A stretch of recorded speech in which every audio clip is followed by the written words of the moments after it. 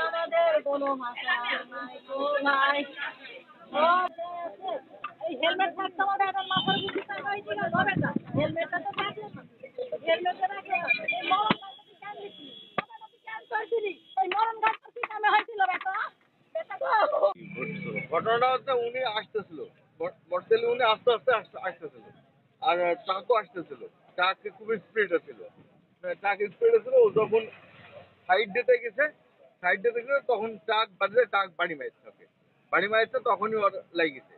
মানে বিম শব্দ হয়েছে আমরাও ওই দোকান থেকে বাড়ি আইছি এখানে আসি ধরি ওকে এনে করে ধরছি তখন দান বাড়ি কোথায় আঘাত লাগে? আঘাত লাগিয়েছে এখানে